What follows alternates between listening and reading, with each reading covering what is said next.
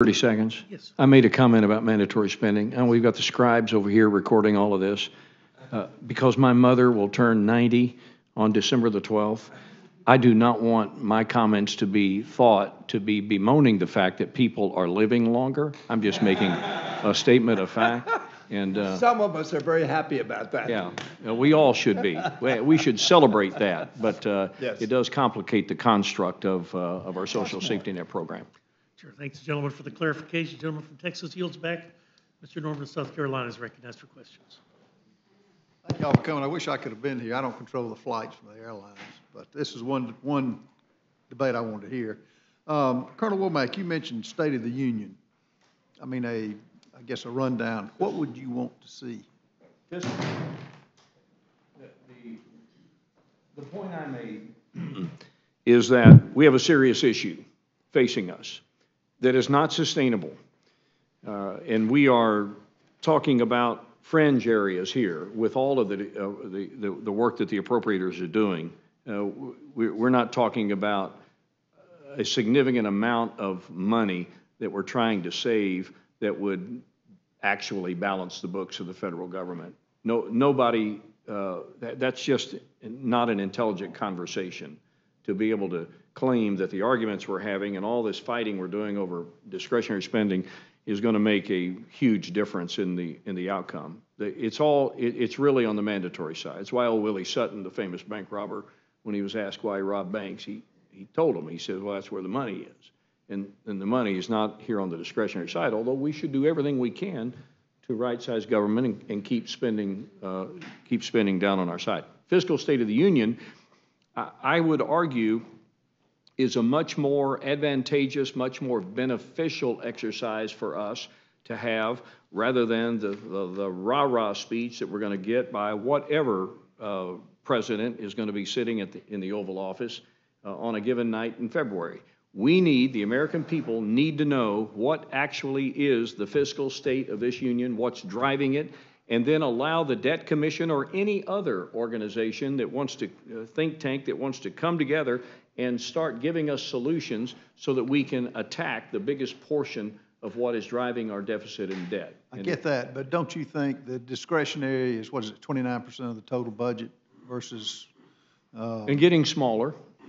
Why is it not a stair step for the American people to begin the process, is my question. I have said already in this hearing once that we need to look at discretionary spending. You have to start somewhere, and this is the near-term target right now, but we can't infer or try to convince the American public that we're going to balance the books by doing what we're all trying to do here in the appropriations process, because it's simply not, we're not capable of doing it. But is it and extend to you too, is it your opinion, are we really going to cut anything?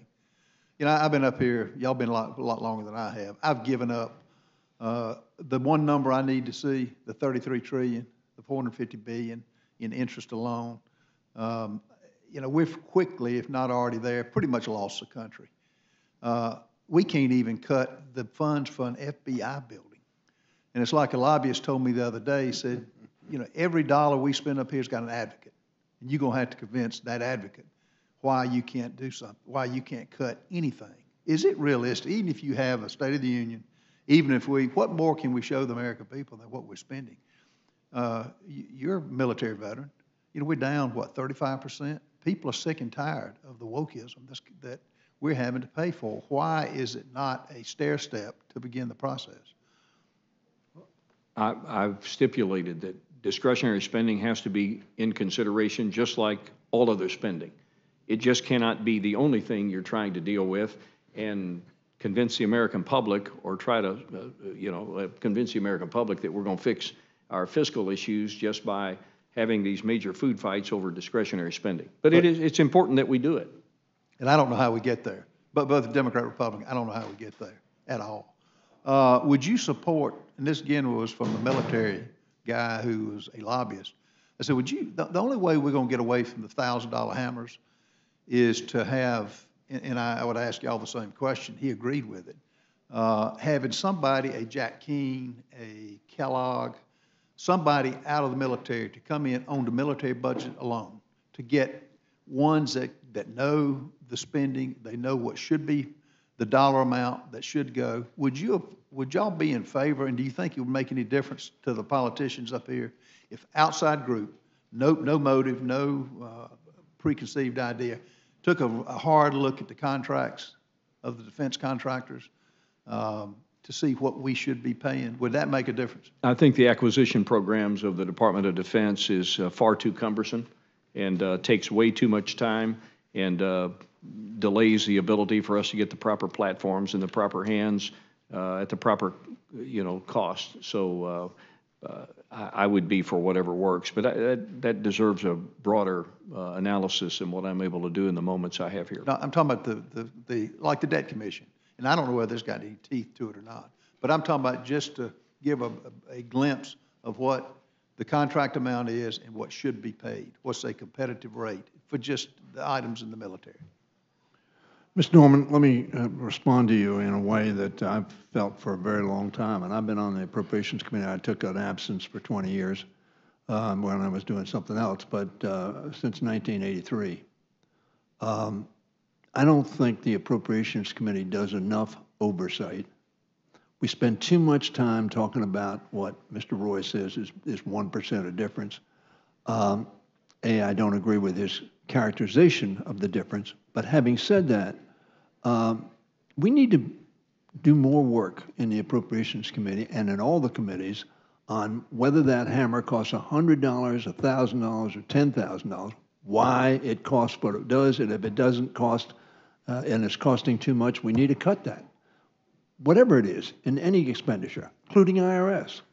Now, I'm for making sure the collection department of my business collects the money that's due it, not raising the money, although I have voted for increases in revenues, but for collecting what is due. And I'm for the Defense Department not wasting money like I'm for the IRS not wasting money, or for that matter, the Labor Health Committee department not wasting money.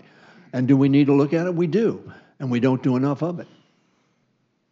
Okay, well, thank y'all for you. I wish I'd have heard the whole thing, but I'm not going to belabor the point. Thank you for showing up. May I make a quick comment, because you made a reference to the FBI headquarters, and let me tell you, for the Rules Committee, this is going to be a subject that's going to be debated in the context of the FSGG bill. Now, most of the FBI headquarters, a good portion of the FBI headquarters comes out of CJS, or not the headquarters, but funding for FBI comes out of CJS. But in this particular bill, we have GSA, and GSA is the principal agency responsible for the construction. Have you been to the building? Which one? FBI headquarters. Have you done a tour recently? Not recently, no. I would encourage you to do so, because I have physically been in the building, and I have been witness to what's happening in the building. And that building is a disaster, and it's a disaster in waiting. And there are going to be, I don't want to throw too much alarm out here because I don't think it's imminent, but all you got to do is look at the infrastructure in that building and the age of that building, and you will determine very quickly that something's going to have to be done. And the question is eventually going to have to be answered. Is it going to be done there, or is it going to be done somewhere else? And no matter what solution you come up with, and I think the prevailing opinion is somewhere else, but let's set that aside for a moment. It is going to cost money to do what is going to have to be done, no matter how you feel about the FBI. That facility is crumbling over there. And personally, I think we have to be very careful that we don't cut off our nose to spite our face regarding that particular facility or the facility that will be the home of the FBI in the ensuing years, because it is in a state of disrepair right now that is embarrassing to me as a taxpayer to walk through it as I did and to see it in its condition. But I do think it poses some grave threats to the people that work there, and I hope that we can avoid all that. Let me ask you this: Would it help? This will be my last comment. Wouldn't it help? And that's in my world, a building construction. That's what we do. And I've been on the other end when I've been on the other side of it. You laugh at what the government gives us. We laugh at it because it's so out of range. Now, with the number of empty buildings in Washington, D.C., to build a brand-new FBI building, you need an outside group with no interest. And that's why I mentioned the Jack Keens of the world and the Kellogg's to go through and verify something. And we throw these numbers around that are only adding to this 34 trillion. It's an atrocity. And the lobbyist I was talking about, he was laughing at the money he was getting. He was laughing at the dollars that are just out there. But on that one building, it wouldn't take that long. It's not that complicated to walk through. Somebody that knows what they're doing. You know what you're doing on military contracts, and Steny, I assume you do too. But on that one building, you could go through and really have at least present an argument, even if it wasn't accepted. We throw money around up here like it's nothing. Give these lump sums, they're laughing at us. Is the only thing I would say. That's why I mentioned the outside group. And you could pay them a great salary for getting the prices down. Whatever dollar amount was being considered to get it down, that would be the biggest thing for this country. That would, like I mentioned on discretionary, it's not so much the amount, because it is a small amount when you look at the budget, but the American people are watching. When they see a new FBI building with vacant buildings around, and I agree, it's probably what you say, but there's a way to do it and there's a wrong way to do it. If you got a problem with the car, you go to a mechanic, and they got more mechanics out here that can tell you exactly. And I can tell you from that one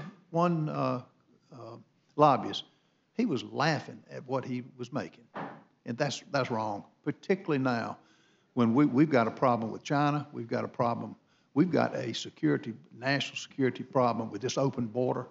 That if we don't concentrate at some point on that, we're all going to pay a price. Thank you all for your comments. I yield back.